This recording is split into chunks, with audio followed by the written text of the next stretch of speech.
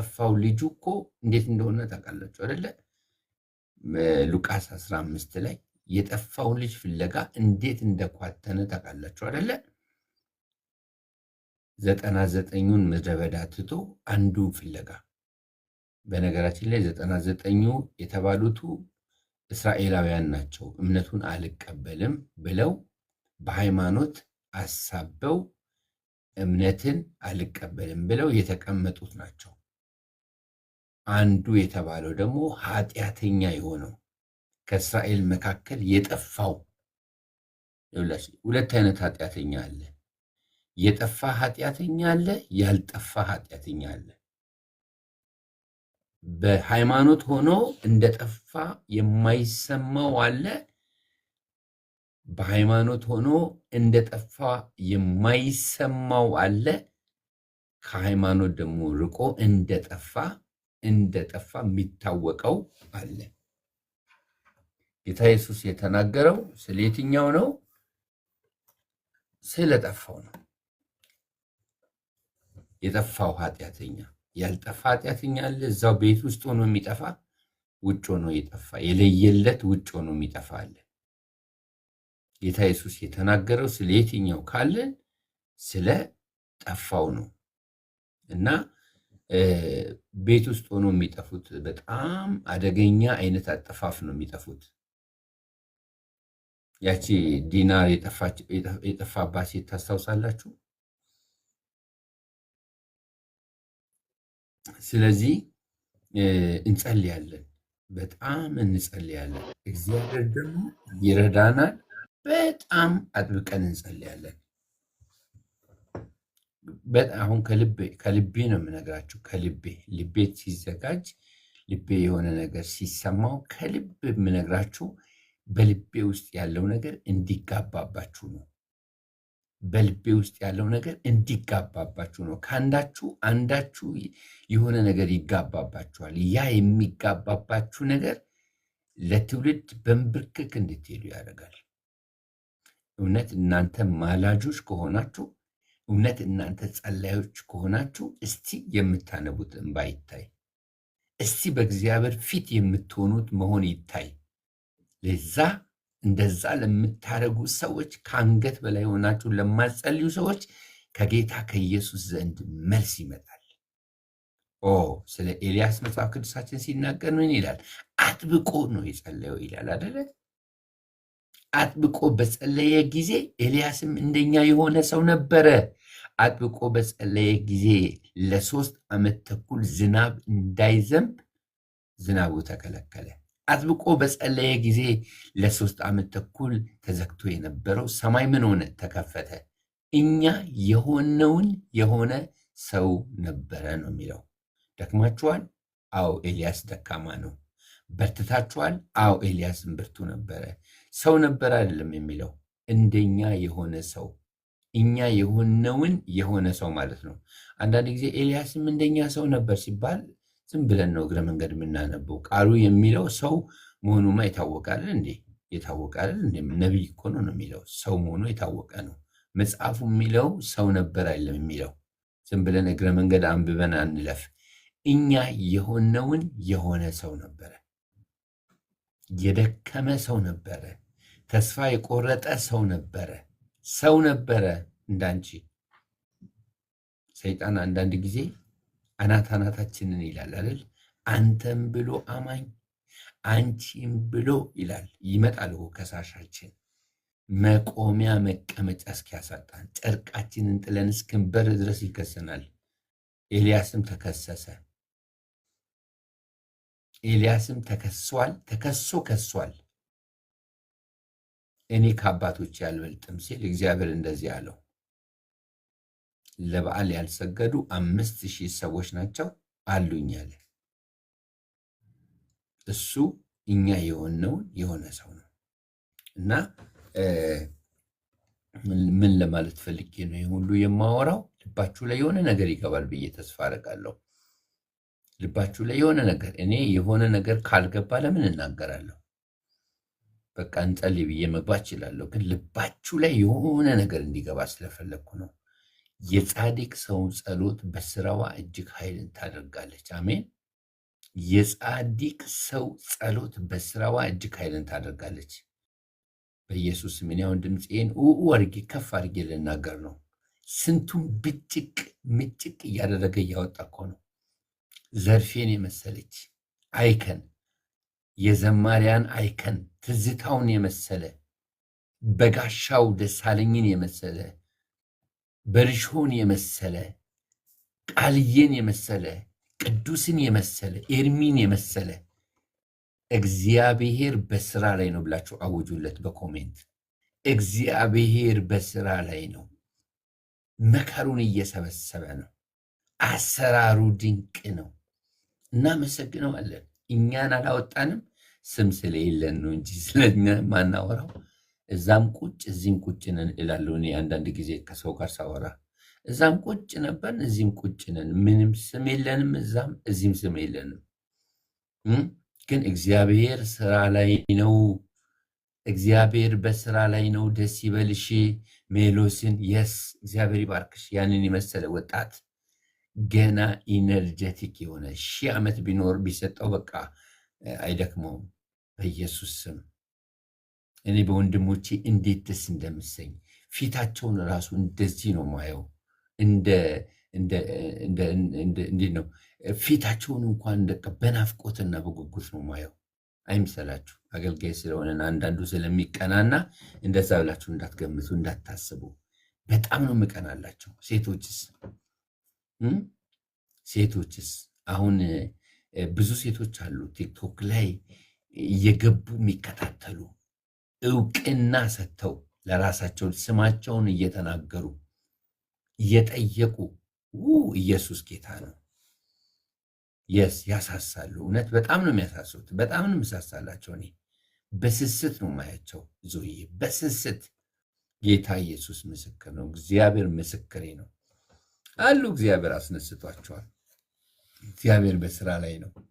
እግዚአብሔር በስራ ላይ ነው። ገና እየጎተተ ፓትርያርኩን፣ ቄሳውስጡን፣ መሪጌታዎችን፣ ጳጳሳትን የጳውሎስ አምላክ እየተገለጠ ምን ትሰራለህ ውጣ እያለ እጁን ጎትቶ ከእስር ቤት ከተኛበት ጴጥሮስን የወህኒውን መሰረት ነቅንቆ በሮቹን ከፍቶ አስወጥቶ መንገድ እንዳሳየ ይህ ዝም ብሎ በታሪክ የሚነበብ ክፍል እንደ የሐዋርያት ሥራ ምዕራፍ 12 አይደለም። ገና ሃይማኖት የገደለው ይበልጣል። እኔ እንግዲህ እንደ እግዚአብሔር እንደጠራው አገልጋይ ነኝ። የሚያቀኝ እግዚአብሔር ብቻ ነው። እግዚአብሔር የጠራው አገልጋይ ነኝ። ልንገራችሁ፣ ቅናት በኃይል ነው ያለብኝ፣ በኃይል ነው ያለብኝ። ጌታ ኢየሱስ ምስክሬ ነው። ስለ ራሴ እያወራው ነው። ተሳስታችኋል። በኃይል ቅናት አለብኝ ስላልዳኑ ሰዎች በኃይል ጌታ ወይ ነፍሴን ወስደህ ምን ነው ጎትተህ ብታመጣቸው እላለሁ።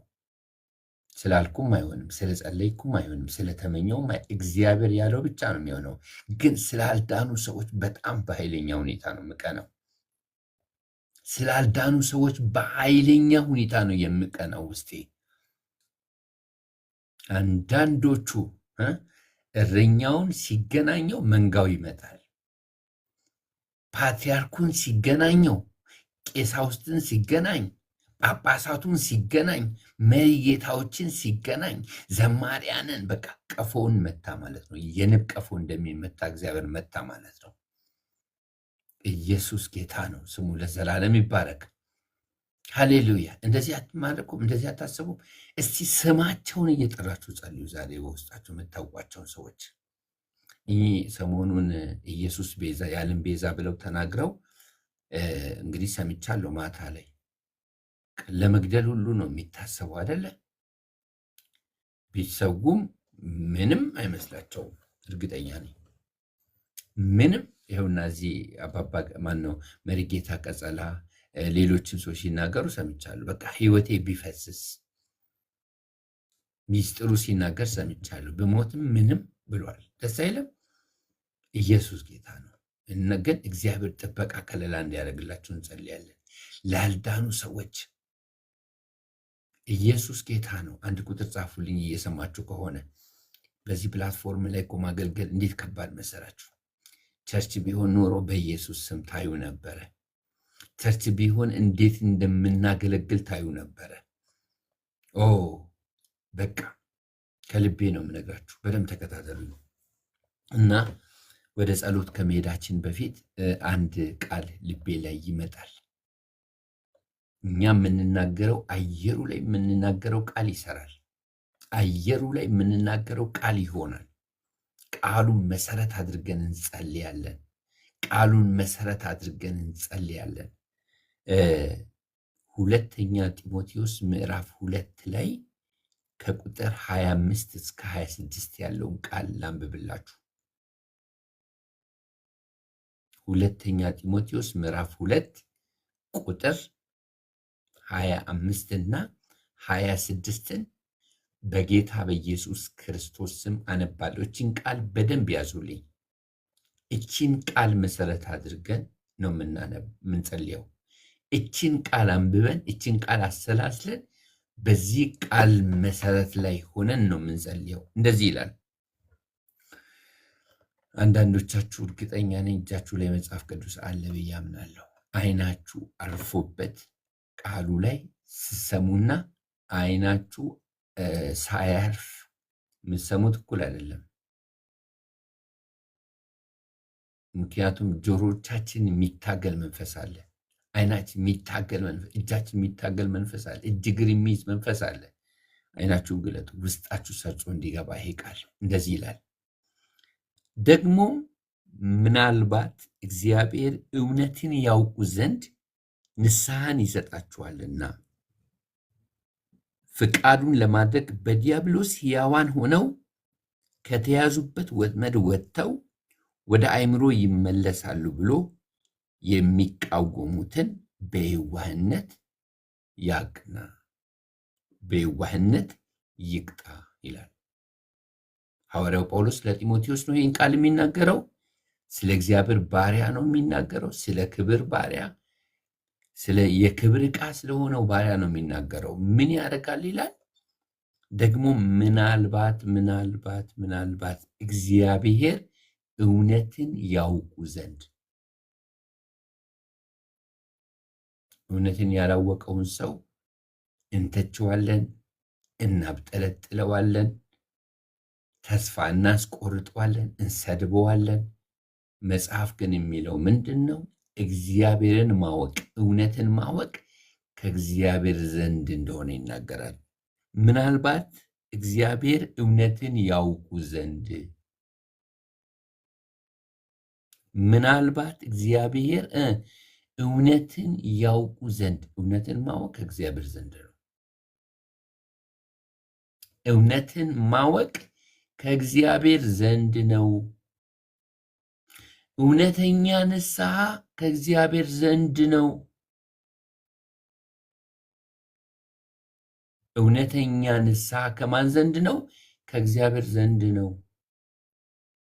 እውነተኛ ማወቅ ከእግዚአብሔር ዘንድ ነው። ልባሞች የሆናችሁ እንዳይመስላችሁ፣ ልባሞች የሆንሽ እንዳይመስልሽ፣ ልባም የሆንክ እንዳይመስልህ። እውነተኛ እውቀትና እውነተኛ ንስሐ ያገኘው ከእግዚአብሔር ዘንድ ነው። ከእግዚአብሔር ዘንድ ነው። እውነተኛ ንስሐና እውነተኛ እውቀት ያገኘ ነው ከእግዚአብሔር ዘንድ ነው። ምናልባት እግዚአብሔር እውነትን ያውቁ ዘንድ ንስሐን ይሰጣቸዋል። ንስሐ ከእግዚአብሔር ዘንድ የሚሰጥ ስጦታ ነው። ንስሐ ከእግዚአብሔር ዘንድ የሚሰጥ ስጦታ ነው። ንስሐ ከእግዚአብሔር ዘንድ የሚሰጥ ስጦታ ነው። ታውቃላችሁ፣ እግዚአብሔር ንስሐ ካልሰጠ ማንም ሰው ንስሐ አይገባም። እግዚአብሔር እውቀትን ካልሰጠ ማንም ሰው ኢየሱስን ማወቅ አይችልም። ካን ዩ ብሊቭ ዚስ?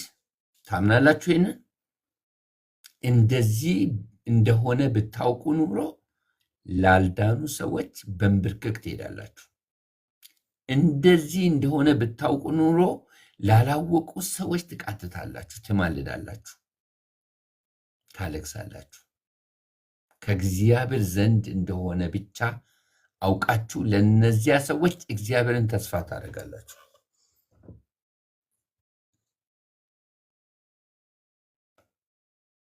እግዚአብሔር እውነትን ያውቁ ዘንድ ንስሐን ይሰጣችኋል። ንስሐ የእግዚአብሔር ስጦታ ነው። አንድ ሰው የጻፍልኝ ኮሜንት ላይ ንስሐ የእግዚአብሔር ስጦታ ነው።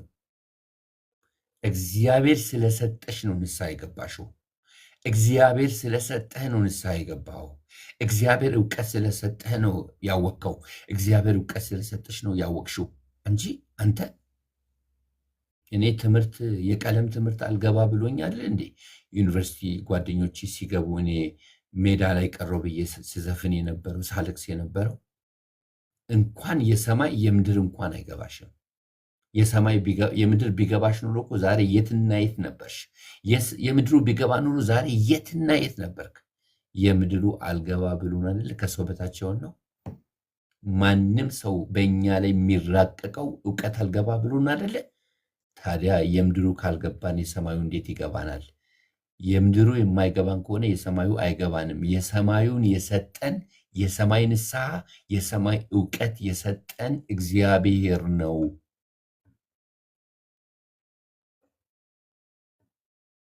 እወቁ። የሰማዩን እውቀትና የሰማይ ንስሐ የሰጠን እግዚአብሔር ነው። እግዚአብሔር ላንቺ ሰጥቶሻል። እግዚአብሔር ላንተ ሰጥተዋል። ላንቺ የሰጠሽ እግዚአብሔር፣ ላንተ የሰጠ እግዚአብሔር ለሌሎችም ምን ያደርጋል? ይሰጣል።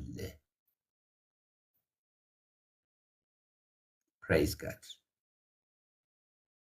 ላንተ የሰጠ እግዚአብሔር፣ ላንቺ የሰጠሽ እግዚአብሔር ምን ያደርጋል? ንስሐን ይሰጣል፣ እውቀትንም ይሰጣል። መቼ? አንቺ ስትጸልይ፣ መቼ? አንቺ በምርክክ ስትሄጂ። አዋላጅ ዶክተሮች እንኳን ነፍስ በእጃቸው እንዳይጠፋ፣ የሚወለደው ሕፃን ነፍሱ እንዳያልፍ፣ የምትወልድ እናት ነፍሷ እንዳያልፍ ላብ በላብ ሆነው ነው የሚሰሩት ሕክምና ሙያ ላይ ያሉ ሰዎች። እኛም ልክ እንደዚሁ ነው የምናዋልደው። አዋላጅ ዶክተሮች ነን። የምናዋልድ ዶክተሮች ነን። ወንድሞቼ አልቅሱ ለቤተሰቦቻችሁ፣ እህቶቼ አልቅሱ ለቤተሰቦቻችሁ። እግዚአብሔር ምርኮ አድርጎ ይሰጣል። ምናልባት እግዚአብሔር እውነትን ያውቁ ዘንድ ንስሐን ይሰጣችኋልና ፍቃዱን ለማድረግ እግዚአብሔር ፍቃዱን ለማድረግ በዲያብሎስ ሕያዋን ሆነው ከተያዙበት ወጥመድ ማይ ጋድ በዲያብሎስ ሕያዋን ሆነው ከተያዙበት እኛንም ጌታ ለዘላለም እንደያዘን ሰይጣንም በሱ የሚያምኑትንና እሱን የሚከተሉትን እንዳያመልጡት ሕያዋን አድርጎ ይዟቸዋል በወጥመድ። በዲያብሎስ ሕያዋን ሆነው ከተያዙበት ወጥመድ ውስጥ እኮ ነው ያሉት። እስቲ ቪዥዋላይዝ ላድርግ በአእምሯችሁ ላይ። በወጥመድ የተያዘ ሰው እስቲ ያስቡ። በወጥመድ የተያዘች አይጥ አስቡ። በወጥመድ የተያዘ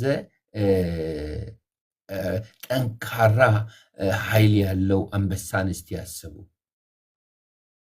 በግ አስቡ። ፍየል አስቡ። በወጥመድ የተያዘ ሰው አስቡ። በወጥመድ ተይዘዋል። ያውም ሕያዋን አድርጎ ላይለቃቸው። ክብር ለኢየሱስ ይሁን። እግዚአብሔር ይህን እውቀት ስለሰጠን አመሰግናለሁ። ዛሬ የእግዚአብሔር ቃል ወደ ልቤ ስለመጣ ነው ይህንን ማካፈላችሁ። በዲያብሎስ ሕያዋን ሆነው ከተያዙበት ወጥመድ ወጥተው ይላል። የአንቺ ጸሎትና የአንቺ ምልጃ፣ ያንተ ጸሎትና ያንተ ምልጃ እግዚአብሔርን ማወቅ ይሰጣችኋል፣ ንስሐ ይሰጣችኋል። በዲያብሎስ ሕያዋን ሆነው ከተያዙበት ወጥመድ እንዲያመልጡ ያደርጋችኋል ማለት ነው።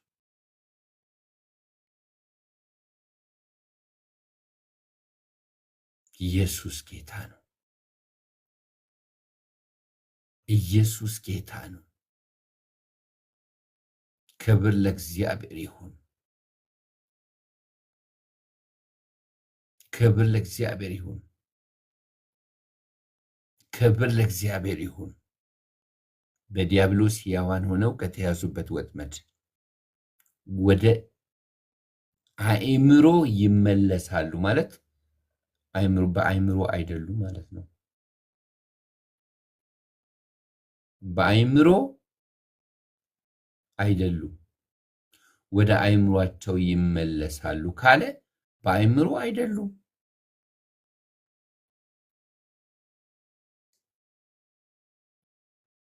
እንደ ባለ አእምሮ እናወራለን እንዴ ከነሱ ጋር?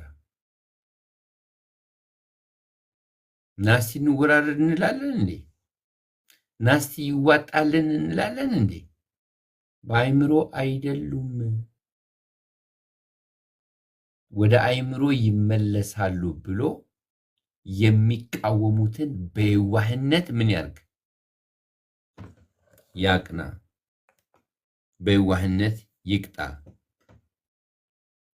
ለዚህ ተጠርተናል። በጣም አስቸጋሪ ስራ ነው። ከብዙ በማያምኑ ሰዎች መካከል እኮ አንዳንዴ እኛ የተሳሳትን ነው የሚመስለው። አንዳንዴ ለምን ብዙ ሰው አያምንም? እንዴ ኢየሱስ የዓለም ቤዛ ነው ባለበት ይህ ሁሉ አገር ይሰበሰባል። ይህ ሁሉ አገር ይነጋገራል። ጳውሎስን ሳንገድል ምግብ አንበላም ብለው 40 ቀንና 40 ሌሊት በምግብ ላይ እንዳደሙት ሰዎች ይኮናል። ምን ያህል እውነትን እንደተቀሙ። ይሄ የወይኒ መሰረት በኢየሱስ ይመታ። በቃ ነውጥ ከሌለ ለውጥ የለም። እንደ ኩሬ ውሃ የተቀመጠ ትውልድን ለሲኦል እያጋዘ ያለ የሲኦል መሰረት፣ የሲኦል ብርታት በኢየሱስ ስምና ስልጣን የተናወጠ ይሁን።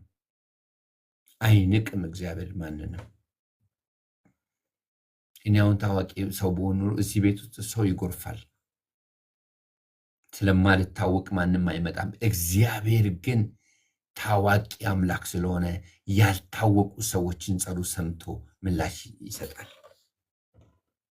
አንደበቶቻችን ከፍተን ስንጸልይ፣ ልባችንን በእግዚአብሔር ፊት ስናፈስ፣ ስንዋረድ የመዳንን እውቀት ይሰጣቸዋል፣ ንስሐን ይሰጣቸዋል። ለዲያብሎስ ሕያዋን ሆነው ከተያዙበት ወህኒ ያስመልጣቸዋል። አያችሁ፣ ወህኒ ውስጥ ናቸው ያሉት ማለት ነው። አያችሁ፣ በሰንሰለት ነው ያሉት ማለት ነው።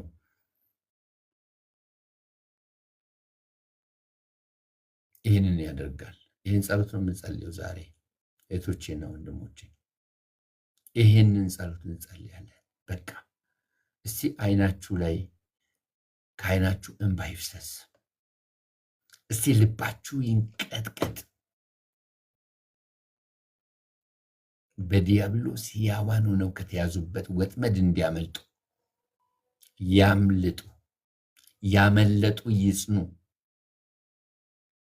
ኢየሱስ ጌታ ነው፣ ስሙ ይባረክ። ይህንን ነው እግዚአብሔር ልቤ ላይ ያስቀመጠው። በዚህ ጉዳይ ላይ እንጸልያለን። ዛሬ እጁ በኃይል ትመጣለች። ዛሬ ክብሩ ይገለጣል። እዚህ እንጸልያለን፣ እዛ ጋር እግዚአብሔር ያናውጣል። እዚህ እንጸልያለን። ጴጥሮስን ከወህኒ ቤት እጁን ይዞ መንገድ አሳይቶ ያወጣው መልአክ ዛሬ ከሰማይ ይወርዳል። ቁጥር ስፍር የሌላቸው መላእክቶች ዛሬ ከሰማይ ይወርዳሉ። ኦፕሬሽን ያደርጋሉ። ኦፕሬሽን ይደረጋል ዛሬ በጌታ በኢየሱስ ስም። ማን ነው ይህን ጸሎት ለመጸለይ የተዘጋጀው? ማን ነው ስጠኝ እባክህ ማይኩን ልጸልይበት የሚል ሰው? ማን ነው ወኔው የመጣው? ማን ነው አንጀቱ እየተንሰፈሰፈ ያለው? በጸሎት ጸልይ። በዚህ ጉዳይ ነፂ፣ በዚህ ጉዳይ ጸልይ። አብዲሳ በዚህ ጉዳይ ጸልይ። አስናቅዬ በዚህ ጉዳይ ባለበት ጸልይ። ማይኩን ለመክፈት ባይመችህም ሌሎቻችሁም ጸልዩ። እግዚአብሔር አለ በመካከላችን። ጸሎታችን ይሰማል። ነገ ለምስጋና እንሰበሰባለን። ይሄ መሰዊያ አዳዲስ ሰዎች የሚድኑበት ነው። የሃይማኖት መሰረት የሚነቃነቅበት ነው። በቃ የወይኒ መሰረት የሐዋርያት ሥራ ምዕራፍ 16 ታሪክ ዝም ብሎ ቤተ መዘክር የሚነገር አይደለም። ዛሬም ይደገማል። ዛሬም ይደገማል። ከጥልቅ ጋር ኪዳን አድርገው በስመ ሃይማኖት ብዙ ሰዎችን ሲኦል የሚነዱ የሲኦል መልእክተኞች ኪዳን የተገባላቸው ዛሬ ከእጃቸው እግዚአብሔር ይነጥቃቸዋል። ደግሞ መትተው የፈለጉትን በእግዚአብሔር መልክና ምሳሌ የተፈጠሩትን የሰው ልጆች ላይ የፈለጉትን የሚያደርጉ ዛሬ ቀንድ ቀንዳቸው ይመታል።